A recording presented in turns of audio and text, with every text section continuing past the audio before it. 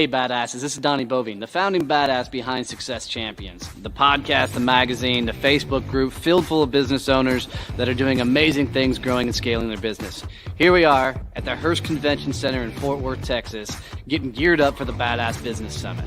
We're bringing in 12 amazing speakers from around the U.S. to help you get your publicity and your business development right at this ultimate event called the Badass Business Summit. At this event, you're going to learn how to get on stages, how to get on podcasts, how to write your book. You're also going to learn about how to automate your sales process, how to network at a high-end level. You're going to learn how to get your social media dialed in so it's perfect for your business so you can grow and scale. We all set out to start our own businesses to find that freedom from doing the 9-to-5 job. Now it's time to scale that business up, get after it, and go big as hell.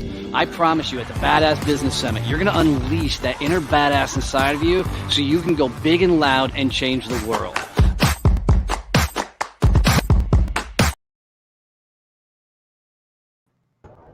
Hey, what is going on, everybody? Wednesday, 4 o'clock Central Time, hanging out with my buddy Kevin Snow as we talk about the Badass Business Summit and all the things that are going on with that. Wherever you're watching from, if you'll hop on, tell us, say hello, say Heidi, say hi back so we can, give shout outs and let the world know that you're hanging out with us. So I'm Donnie Bovine, the founder of Success Champions. Kevin Snow, who the hell are you? Hey everyone, my name is Kevin Snow. I am the founder of Time on Target. We do sales and marketing automation for businesses. And I am also a speaker at the Badass Business Summit, and I'm helping Donnie launch this really cool new networking organization.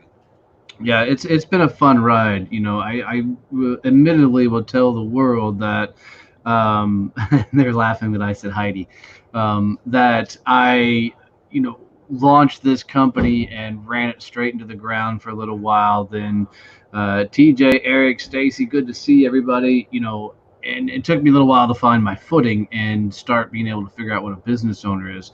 But I'll be readily honest that my business didn't fully freaking start scaling until Kevin came along and helped me automate the back end of this fucking thing to really make it skyrocket and become what it is nowadays. So I will bust his chops every chance I got. If you've ever seen him and I anywhere before, you know I'll give him a hard time. But my business could not function without him. So hands down the best in the game when it comes to sales automation. Cool. So, thank you. And I didn't mean any of that. I actually had that written down on a piece of paper so I'd make sure to say it. So when I snip the video, that part's gonna get cut off. Too funny. So let's talk a little bit about the Badass Business Summit. Then we can talk a little bit about the virtual networking groups and just have a little bit of fun. So works for me. Badass Business Summit, it's scheduled for September 23rd through the 27th. Thank you. We got so many moving parts right now. Tell us a little bit about what you're speaking about at the event. So I'm going to be talking about sales automation, and specifically email and CRMs, customer relationship management tools. And a lot of businesses that I work with are just doing it really, really wrong. And it's actually negatively impacting how they sell and how they close. So we're going to walk through the 5 things you need to be doing with sales automation to make it work. And it's going to be really focused on giving them things that they can go back to their businesses and implement. That's not going to take, they don't need to hire me to do it. It's all stuff that they can do and make sure is set up correctly. That's going to make it easier for them to use their systems and give their prospects a better experience. Because that's really what automation is supposed to do, is help standardize the experience and the messaging that you're putting out to your prospects. Yeah, I think it was interesting when you and I first started partnering up on things. I had an idea of what automation could do for the business. I'd seen several webinars and you hear all the gurus and things talking about, once you automate the process, just the different things that can happen and you can do in your business. But it's one thing to think you have a handle on; it's a whole nother to actually watch it in live action. Down to simply automating emails or text messages. I think the first time I really saw what Kevin could do was actually, Eric, who's on here, was my chauffeur for this one. We drove down to San Antonio, Texas, where I was the keynote and of a large event down there. And I stood on stage, and there's probably, I don't know, 150 people in the audience. And I literally said, hey, if you'll text the words, I am a success champion to 817-318-6030. And by the way, if you guys want to do that, text, I am a success champion to 817-318-6030. You'll get a video back where I'm teaching a group of small business owners how to create endless content in a very short amount of time. And when I first said that, I really didn't think people were going to interact and engage with that. But son of a bitch, we had out of 150, we got like 93 people sent text in. And then like 70 of them signed up for the email campaign or something. It was insane. It was funny because like immediately after your presentation, you called me. How many people texted? And then like 3 hours later, now how many do we have? That was the content of our conversation that day, is how many people. I'll go look. Well, it's one of those things that you hope it works. You hope your message resonates, but and just so everybody can kind of follow the path. I don't know the exact numbers. We're too far removed from it, but it was like 90 some odd people sent a text, 70 some odd people signed up for text, and it was like 35 of them joined the Facebook group. It was a pretty cool sequence, and I don't know how many of them we've ended up doing business with or anything, but it was a lot of fun. It's also the place I got the nickname Rex, but that's for a whole nother conversation. You got a couple nicknames that trip, if I remember. Yeah, I did get a couple nicknames. That's true.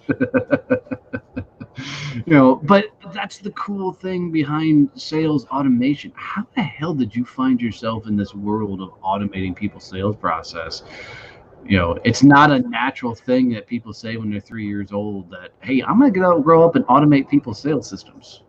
No, when I was a little kid, I was not saying that. I was wanting to be Indiana Jones when I was a little kid. I remember having conversations with mom and dad in the car about wanting to be an archaeologist, and them saying no. You can't make money doing that. But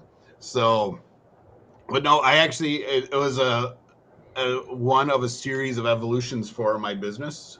And we'll take the long story and make it really a lot shorter. But I started out the company public speaking and doing training workshops for sales and marketing. So speaking at conferences, going to doing workshops for businesses, teaching people how to network and actually grow their business effectively.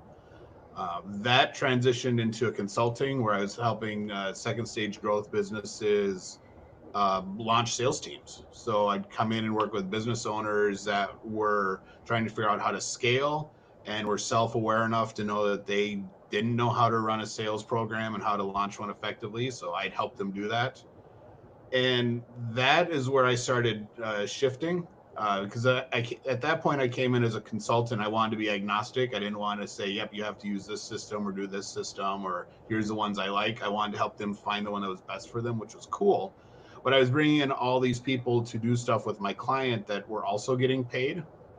And at some point, the switch went off. I'm like, this is dumb. I know how to do these things because I'm doing them for my business. Why am I giving this money away to other people?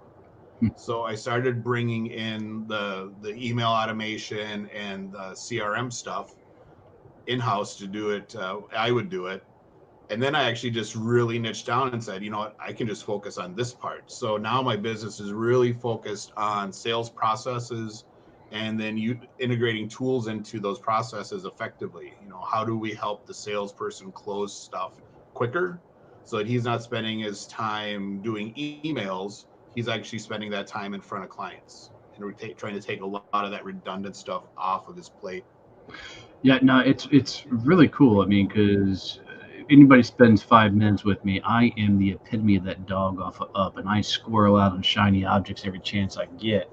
And I can tell you, Kevin really keeps up with me because a lot of times I'm like, hey, let's go this direction. Let's try this. Let's do this. And I'm sure I drive him absolutely bonkers, but his ability to keep up with the different systems and integrate and how everything flows together, down to automating our Facebook group, the people coming into the group and the sequences they get after that, all the automations from getting on stages and everything else. It's been wild.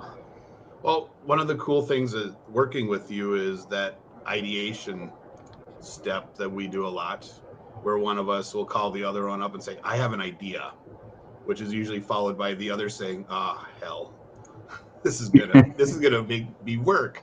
But then we spend time and we actually talk through what that idea is and how it applies and how it impacts other things, and looking at what a lot of business owners don't do. We actually look at, all right, what are the impacts down the road for doing that stuff. And I think that's really kind of the fun part of the partnership we have, is those business discussions where it's not just, hey, I want to do this thing, and then we go do it and then we move on to the next stuff.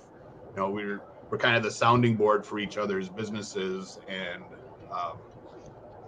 work really collaboratively on how we grow. Well, there's a couple of times where it's like, all right, Donnie, come on. Well, and that's part of it. You've done that to me too, and said, yeah, no, are you dumb? Don't say it that way. Right. Here, let me write you. Here's how you respond. So, but that's the cool thing, not all the clients I work with work that way. And it's much more, conversations can be a lot more one-sided one way or the other. So, well, and I think the other interesting dynamic that we have that I think more people should embrace is you and I do a lot of co-working together. I mean, there's a lot of times that you and I will turn on Zoom, and won't even have necessarily a agenda. We're both working on our businesses, doing whatever, and it's social co-working. I don't know, virtual co-working. I don't know what the hell to call it, but it's really cool when you're sitting at home like I do all day long now. Well, hell, I've been doing it for a while, but to just kick on a Zoom cam and have some regular conversations outside of just work. Yeah. And I think that's part of the key part, that regular conversation. It's kind of like if you were actually sitting in an office now and you had a coworker next to you, you'd be working on your stuff, but you'd be talking about, the game last night, or what's going on in the news, or what movies out there. So it's kind of nice to have that as a almost like the water cooler talk. Yeah, that you'd have at the office, a little mental break from time to time. Yeah, no, I agree. I'm a people person for the most part. I mean, some days I don't feel like peopling, but I do like the randomness of the conversations when you're working on something. Because I mean, all of us can get locked into a project, something we're working on, and get lost in that world. And it's, for me, it's always funny when somebody that's maybe hanging out with us laughs or giggles, and everybody's like, "Oh, what's that?" And all of a sudden we're looking at some stupid meme, or that somebody got sent to you or whatever. That's really, really cool. Has recent developments with Zoom changed anything? Will you be looking for a new platform for the live meetings?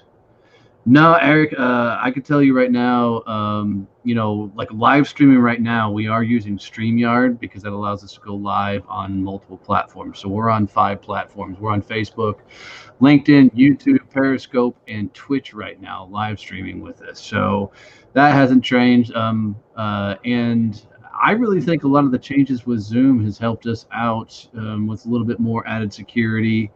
And a little bit more capabilities, because they brought some of the capabilities that we were paying in a higher tier down to the lower tier stuff, and I think that's helped us out quite a bit. And we did look at other options right when all the news was breaking about the security and the Zoom bombing and all that stuff. We went out, looked at 3 different systems that we could use, and they all had things that were really cool about them that we could have utilized, but they were missing some of the key features that we liked for the Success Champions networking, and what that room, the feel was for that room. Most of them only showed a few people at a time. Yeah. Well, if you have a chapter of 30, we want to have all 30 faces on the screen, Yeah. so everyone can see all their members, and you don't have someone that's there and is invisible. So that was one of the big things, is that none of them could really match how Zoom runs a meeting.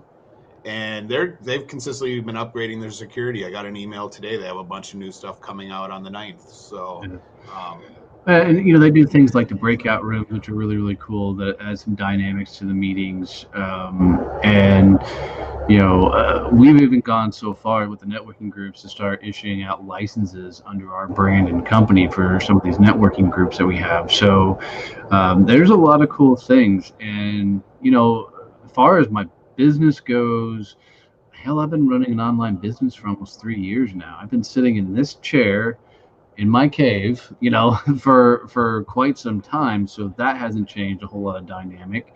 But I know, Kevin, you used to do a lot of in-person networking. Anything? How much has this changed for you? It's changed a lot. I did do a lot of in-person networking. Coffee and Closers was a big event. I went to a bunch of other random events throughout the week. Yep, Nikolai, I always give him a shout out.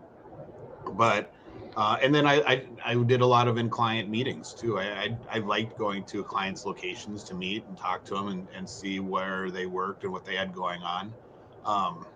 So now I'm doing everything from home, and even though I'm an introvert, I'm really kind of getting sick of it. I told someone that we were having this chat today. I'm like, I'm an introvert, so I recharge by being alone at home. I'm recharged. Motherfucker, let me go do something. I want to go use his energy. I'm tired of being at home. So, so it was a huge change for me, and it's I'm ready to get back to a little bit of being able to go out and see people and interact that way. But there's a lot of benefits that efficiencies I've gained by doing this as well. I'm doing a ton of meetings now through Zoom. So that is I'm meeting more people right now in one-to-one client meetings than I had when I was doing most of them in person. So yeah, I think that's the interesting thing. I haven't been hit by it so much because I have the 2 farms. So, I use Zoom when dealing with the high-level Wally World executives. What advice can you give to a person who's moving from a new business phase to the smart business phase, keeping old clients versus bringing on new, managing time, video, social media company? All right. So hold on. What advice can you give a person who's moving from the new business phase to the smart business phase? So I'm assuming they're starting to upgrade, think about scaling and growing. Keeping old clients versus bringing on new, and managing the time. Their social media company. Okay, lots of questions in there. Yes. So let's take it from the keeping old clients versus bringing on new, and how to manage that time. You want to take it first? Sure. So you need to continually be assessing your clients and figuring out who are your best clients, why they're your best clients, and ranking who your favorites are, and the ones that you really enjoy working with, the ones that we have all had that client where you answer the phone or you see the phone ring and you look at it and you're like, oh God, it's them. Do I answer this? Do I have the mental fortitude right now to have this conversation or not? So you need to have those kind of conversations with yourselves and figure out, all right, so who are my best clients? And in our world, we call it, your ICA, your ideal client avatar, and be focusing on how you get more of them, so that as you're bringing on those new clients that are most likely going to pay you more, they're going to give you less headaches and require less time to support. You can start finding easy ways to offload your non-favorite clients. So that might be by raising their prices so that they make the choice that you're not a good fit anymore. introducing them to someone that you say is going to be able to help them more than you. You know, it's me, it's not you, it's all me. Here's someone that can better for you. Or just or in some cases just terminating the relationship. But I always want to make sure that they're taken care of when I fire a client, and that they're in a good position, because they may think you're awesome and they might not know that you hate working with them. So I want to make sure that they're happy and they feel comfortable in the move yet, because they could still give me referrals. But, you know, as you grow and scale, you want to make sure you're spending your time smartly and on the clients that give you the most profit and the most return, and not the ones that you're spending a lot of time supporting that aren't doing anything in return for you. Yeah, no, I love that, and I agree with everything. And the only thing that I would add in there is always keep one foot on the gas. You know, is if you're not always in business development mode, you're going to start moving backwards. So, for most people, they don't have a sales problem; they actually have a business development problem. They don't know how to get people to the sales conversation. So, I would tell you that whenever you're at your best, so if you're a morning person, do this in the morning. If you're an evening person, do this in the evening. Um, that's when you do your business development. You know, whatever that looks like for you, whether that's reach outs, whether that's, content, anything. Literally schedule the business development on your schedule and make it like you're closing $1 million deal. Because if you were closing $1 million deal, there's no way in hell you're going to miss that deal. So always, schedule that business development time. New clients versus old clients. I'm very much like Kevin. You do grow beyond some of your clients, and sometimes when you're starting off in business, you're learning things, so you have lower pricing strategies and the likes, and you get to a point in your business where you realize that what you've built isn't scalable. Then it's time to do things like have real conversations with people, and like Kevin said, introduce them to other companies that can manage the level they're at while you continue to go after bigger clientele, bigger clients, and just make sure they're taken care of. You don't want to burn any bridges out there in the marketplace. What about managing time? So that was kind of what I was going to jump in on with the moving from a new business to smart business, is you need to have your processes documented. And as we're building out the networking organization, there's lots of things I'm finding. All right, so these are all the things that need to be done when we launch a new chapter. I think I'm up to like 10 different things now that have to be done when we do that. This is one of Donnie's. Hey, Kevin, we've launched a new chapter. Hey, we're going to be doing Indianapolis now. Awesome. Sweet. That was the conversation this morning. Yep. By the way, but especially when you're doing in the marketing thing. So like when I build a campaign, I know here are the things that need to be done. If I'm integrating something into a WordPress site, here's what I need to make sure it gets done. Those all need to be documented out, so that as you scale and you start offloading a lot of the work where you would be working on the business or in the business instead of on the business, you're able to show that person that's doing it how to do it and what right looks like. One of my next steps is going to be a VA to do a lot of that for me. And from talking to people, they're like, that's what everyone's told me as well, is that you need to have your processes, because you can't just tell the VA to do something, the virtual assistant. You actually have to show them how you want it done. You have to teach them how to do it so that they do it right. Yeah. Otherwise, it's not going to be a good working relationship with them. Yeah, no, I 100% agree with that. And the other thing is you've got to be flexible, because what Kevin and I and any business owner that's really trying to do something with it's going to find is things are going to break. And TJ says the Europe chapter is going to be fun to see how that works out. They're in. So we had the conversation this morning. We will be opening up the UK. Scott Jones over there is going to be helping us launch that out. So stand by. So That means we're up to 15 chapters in the U.S. now, and the U.K. is opening up. So 16 in the U.S. if you count Indianapolis. Oh shit, 16 in the U.S. So and going. So And you have an interest in another Fort Worth group. Yeah, and so we have another potentially open up a third Fort Worth group. So it's growing very, very, very fast. It was kind of fun. Is I got to reach out to a guy on LinkedIn today that's been running some networking groups for quite a while, and he's been doing it for 11 years and has 66 chapters, which is very impressive. I was very impressed with what they built out. But I couldn't help but giggle a little bit because we're just now a month in and sitting on 16, going on 17, 20 chapters. So just shows the rate that we're building these things out. But I mean, any business owner's got to be flexible because, we knew going into this that this was going to grow very rapidly.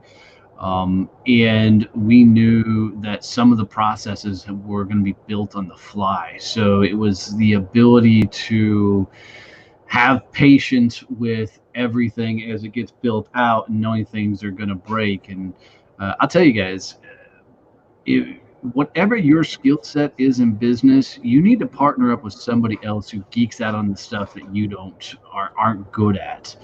Because Kevin's constantly on me. Hey, I need this content. I need you to do this. I need you to do this, and thank God, because most of the time I'm just like, okay, let's go find more people to join these groups. Let's go find more people to do this, and Kevin has to constantly pull me back in to say, hey, no, really, we need this. We need this. We need this. And we're learning every time we launch a chapter. We learn a new process, and it's the ability to duplicate that process over and over again.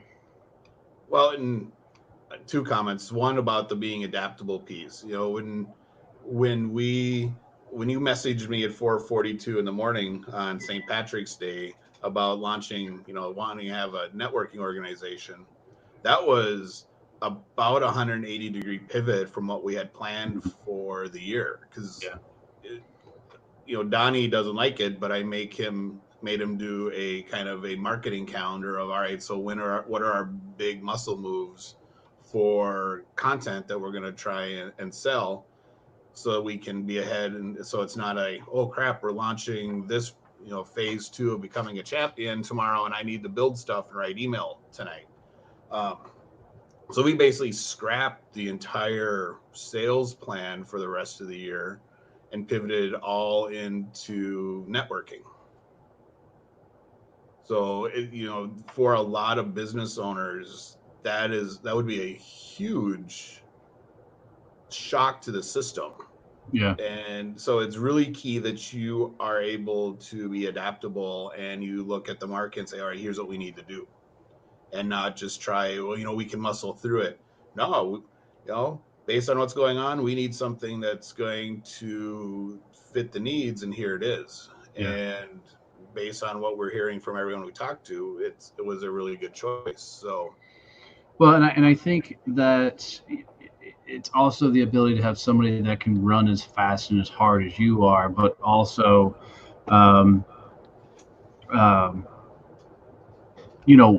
you can freaking move together at lightning speed. I mean, we went, like you said, from concept to first chapter in less than 7 days, and you can't have that dynamic if both parties aren't running and gunning. So I've got a question over off of Twitch. What are we experts in? So for those who don't know, we're doing the Badass Business Summit. I'm bringing in several experts on business developments, and we're bringing in different people from all over the world to speak on business development and sales. So, but with the groups and the things we're building out and the partnerships we've made, throughout doing this, the ability to, stretch beyond even our comfort levels a little bit to figure all this out. We've pushed the envelope on what our capabilities are, and we've learned quite a bit in a very short amount of time. I mean, Kevin's learned more about his programs and services, and I've learned a hell of a lot more about getting more detail oriented in the processes, because I'm just the type of guy that you constantly are, figuring things out on the fly, and that doesn't always work. And I really struggle with it sometimes, where I think I tell people something, they're just going to get it and be able to run, and then people are coming back and they're like, oh my goodness, I need more here. I'm like, shit, Kevin. Well, I think I have that too, especially as we're working with members. We'll say something, and both of us will think, all right, it's perfectly clear on how they're supposed to do this, and then it won't turn out the way we want it. We're like, well, what the hell? Well, how else do we explain it so that they understand what we were trying to have them do? So, I mean, yeah, it's even sometimes we're like, damn it, we put that in the email, but we didn't know, they didn't even read, and so it's learning to do it so everything's the best fit for them, and a lot of times, what we think is going to be the right move in our heads doesn't always translate to the way it ends up being the final package of delivery. I mean, we were talking to the guys that are running the Minnesota chapter, and even had to build out some new things. They're like, hey, what do we do here? What do we do here? And Kevin and I are like, shit, here we go. But it's good stuff. That's how we learn how to do everything. And so I moved some things around in my schedule to build out some more procedures and things for these groups to make it all work. It's pretty cool. I don't know. That's not so. We are totally getting spammed on freaking Twitch right now. Well, Twitch, thank you, so. Oral, for spamming the hell out of us. I don't even know what the heck he's saying. But the interesting thing that I think people need to do is find a badass partner, somebody they can work as fast and as hard as you are, and be adaptable to what's going on. We've talked a little bit about the networking groups. You want to head down that path, what they are, what we're doing with them, and then we'll finish it back up with the Badass Business Summit. Sure. I don't know what you want me to say. So, the goal for the chapters is, 30 people. For a chapter to run successfully, we want it to start on time and 60 minutes later be done. And everyone's had a chance to train their marketing team on who they need to be introduced to over the next week, and teach them how to make that introduction so it turns out well. So we want to keep the groups really small and nimble, so that everyone is able to build those really strong relationships with everyone else in the chapter, and not get so huge. I know there's chapters in other organizations around the world that are 110, 120 people. Yeah. How do you build a strong relationship with 120 other people? That takes forever. But with 30 people, you can really get through those and do the virtual coffees with them in a few months, if you're putting your mind to it and you're being persistent and dedicating some time to get it done. So yeah, I would throw in there, one of the things that I love is the focus for the second level networking. Where we are, there's organizations out there that teach people how to get started in networking, that are great proving grounds to learn how to get in the game. We really want the people that have gone through those beginning level networking and understand that the faster you are out there growing your business, you can literally open doors for others. But if you're not out there actively selling and engaging and getting into the right conversations with people, then you're not able to make the right referrals, and not able to, somebody likes your thermal cup, and not able to make the introductions and real referrals. So the goal behind a lot of these is, how do we bring the badasses and networking together, and how do you freaking bring enough of the right people together so everybody can seriously grow and scale their businesses.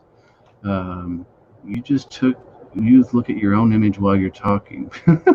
Oral, you're killing me, Smalls. um, What? I don't know. Kevin barely nodding along. He says you're not listening to me, Kevin. I'm listening, and I'm also looking at the LinkedIn comments and Facebook comments. Yes. So, And also the YouTube comments and Periscope. So we're trying to well, I keep don't have those open, or Twitch. I just do the two that I shared. So, No, too funny. Um, so so how do you, before we move on and talk about the big event in September, how do you define a badass networker? Because we've used that term in a few meetings today. So, what is a badass networker to the founding badass?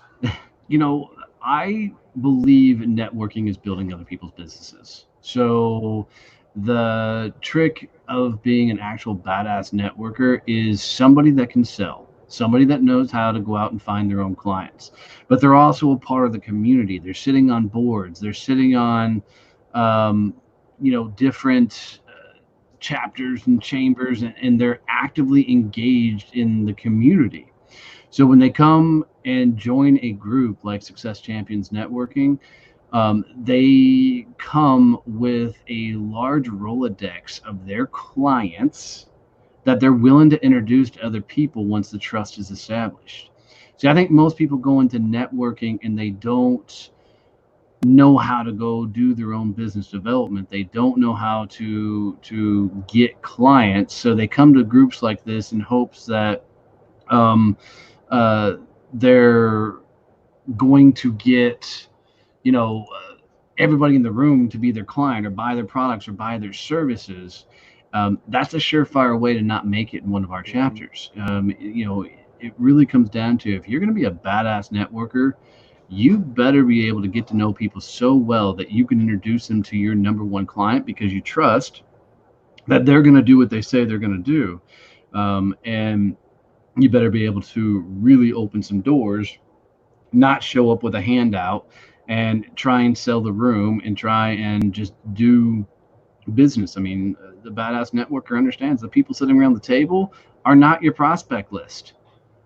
These are your business partners that you're hanging out with on a regular basis and actively working to grow and scale. My favorite, you brought up the Rolodex. My favorite networking exercise I ever did with a referral partner, and there's two variations of this you can do, was we actually got together for a real life in-person coffee, and we brought along our address books, our Rolodexes, and we each picked a letter to start from, and we went through who was actually in our address book, who they were, what company they were with, what our relationship was, and we each got to say, yeah, that'd be an awesome referral. I'd love to be introduced to them. And we walked out of the meeting with, all right, here are the people I'm going to introduce you to. Here's the people you're going to introduce me to. And then we had the follow up. All right, so I followed up with these people. Here's what's going on. And that was awesome. And the variation I've done on that as well is just pulling out your calendar and looking at, all right, so who are the people I've met with in the last week, and who have I got scheduled for sales calls in the next 2 weeks, and who do we want to be introduced to? And it's, there's a lot of people like, well, I don't want to tell you who's in my address book. Then why are you here? Right. That is the whole purpose for this organization. If you're in a networking group, it's because you want to open up your address book and you want to help other companies scale. Yeah, I love it. And hey, Nicole, I see you over on LinkedIn. Jason, I love it. Can't wait. Get the Boston chapter rolling. The interesting thing is, I remember once upon a time when I ran a local networking chapter, we had the kind of a cool role where if you weren't ready, to introduce the room to your clients, then this group wasn't a fit for you. And a guy actually looked at me. He goes, but my clients are my clients. Why would I introduce them to anybody? And so I tried to explain to him, I said, by opening doors for others, then they'll want to open doors for you, And he goes, but I've worked hard to get my clients. I said, and so have I. So why would I make an introduction so hard for my clients if you'll never open the door for me? He goes, well, I'm joining the group to get more business. I said, so am I. I said, but if you can't make referrals and introductions, then why would I give them to you? He goes, because that's what I'm here for. I said, yeah, that's not how this works, bud. I said, obviously this group is not a fit for you because, the goal is to literally open doors for others. And if you can't understand that, then it's not a fit for you. And people need to understand also that we have just like we were explaining, for assessing your clients for who you want to keep as a client, your favorite clients. I have mine ranked for referability and how willing I am to refer people to them based on what the blowback is going to be for me. Yeah. So like Donnie I don't refer him to anyone anymore unless I'm absolutely sure that there's a specific fit and I know that they're going to take really good care of him and it's not going to be a shit show of a sales call. Because when it gets done, if it is, I'm going to get a phone call. Right. And I don't have time for that kind of call. But I have other people in my client list that I'm willing to use as the guinea pigs for new referral partners. It's like, yeah, let's have you work with so-and-so and we can test you out and see what happens. And as they build trust, then they get access to my higher tier clients. So yeah, no, it's I don't know, it's always an interesting game. There's a difference between an introduction and a referral, and I think a lot of people easily get them confused. Sometimes an introduction is more powerful than a referral itself. I mean, if two people are not necessarily a good fit as far as clients for each other, but there can be a badass synergy between what they both do, or maybe their clients could do some crossover. And I've had people in the past that have made some phenomenal introductions for me that led to me getting on stages or getting on podcasts or being part of book collaborations and things. So it's part of, I think, our job to educate people on, hey, this is an introduction, this is a referral. And I think people should get extremely excited when they can make those. I mean, I had somebody reach out to me today and they said, hey, I know so-and-so, would you care enough to make that introduction? And she put in there and she goes, it's okay to say no, bitch. I'm not doing that email. And so I sent the email introduction off to the two of them gladly and made the introduction. And then I sent her back and said, no, bitch, I ain't sending that. After I'd already done the introduction, she goes, I knew you were going to say that. Well, and referrals are in the eye of the person getting referred because, you talked about getting on stage. That might be an ideal referral for a lot of people. It's like, yeah, this week I want to be introduced to people who are going to get me in front of the people that are my clients. You never know what that person, everyone's need is going to change from week to week on what is a good referral. So, but that's the thing. You need to know how to tell people what a good referral is so that they find you the right stuff and not just leave it to chance. So, so if you guys are interested and you're looking for networking wherever you are in the world, we've got a spot for you. So we launched Success Champions Networking. We're a month in, 16 going on. Oh, shit. I don't know how many chapters. I'm going to lose track of these chapters. They're going so damn fast. And we just opened up the UK. You can come check out. Look at this. Boom. More info at Success Champion Networking on the back end. Just go to DonnieBovine.com and you can find Success Champion Networking. We are working on building out the site for Success Champion and do it its own standalone, but right now it's on the main page at DonnieBovine.com. Now back to the Badass Business Summit happening in September. Oops, hold on. I'm hitting too many damn buttons over here. There we go. Look at it. It even scrolls. This is high speed, low drag stuff here, dude. So, um, in your opinion, who is the Badass Business Summit ideal for? So, who should attend this? If you are a business owner, entrepreneur, and you are looking at how to grow your business over the next 12 months, and you need to do it in a more in a smarter way and not just by chance and hoping things grow, and you want to be able to put a plan in place that actually generates revenue, you need to come here. The speakers are all going to be focused on how I'm giving you specific tactical skills that you can take back to your business and put in a plan that will fill the pipeline and help you close what's in the pipeline. So we have experts in social media, public speaking, sales automation, experts in closing the sale, getting published and getting in front of prospects in non-traditional means. So lots of things that most business owners don't know how to do, but think would be really great to be able to. So, and this is where you can learn, and you can get that base foundation of saying, all right, here's how I do that. Here's how I get started. Let me go and make some noise. Yeah, I love that. And one of my favorite things that's going to happen during this event, and I'm glad she's watching so I can pick on her.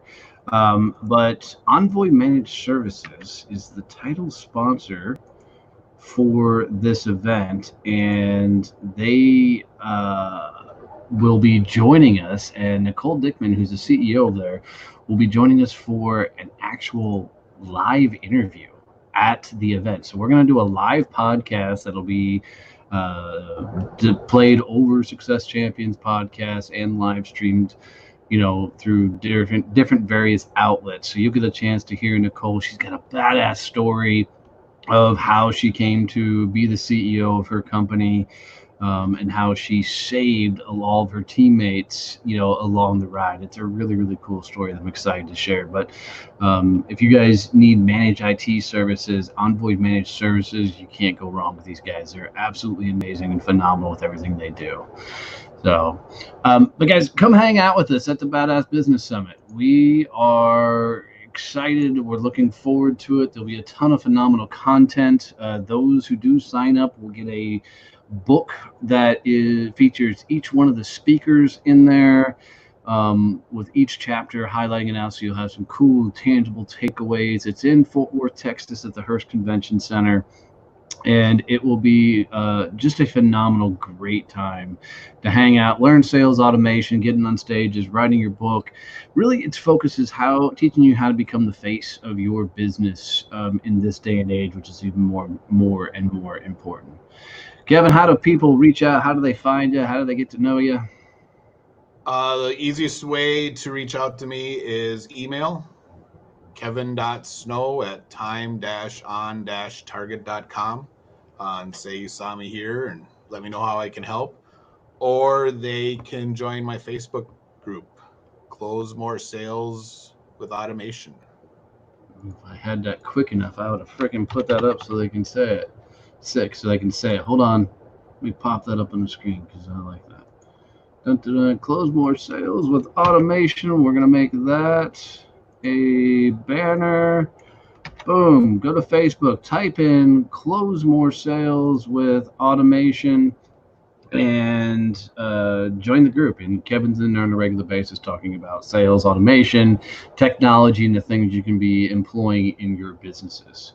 So, dude, as always, freaking awesome time hanging out with you. I appreciate everything you do for the company and keeping us rolling and going. And keep being a badass, dude. I'll try. Thanks, Donnie. It's always fun coming on these and hanging out with everyone. So awesome. We'll see you, kid. Cool. Thanks, Donnie.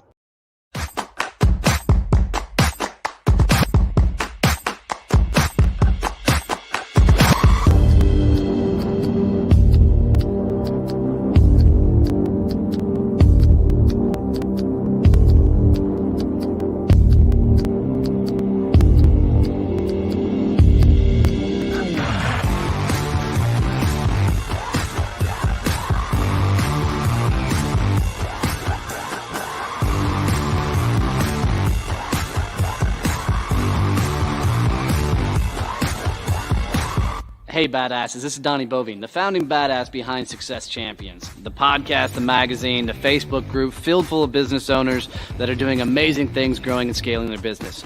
Here we are at the Hearst Convention Center in Fort Worth, Texas, getting geared up for the Badass Business Summit. We're bringing in 12 amazing speakers from around the U.S. to help you get your publicity and your business development right at this ultimate event called the Badass Business Summit. At this event, you're going to learn how to get on stages, how to get on podcasts, how to write your book. You're also going to learn about how to automate your sales process, how to network at a high-end level. You're going to learn how to get your social media dialed in so it's perfect for your business so you can grow and scale. We all set out to start our own businesses to find that freedom from doing the 9-to-5 job. Now it's time to scale that business up, get after it, and go big as hell.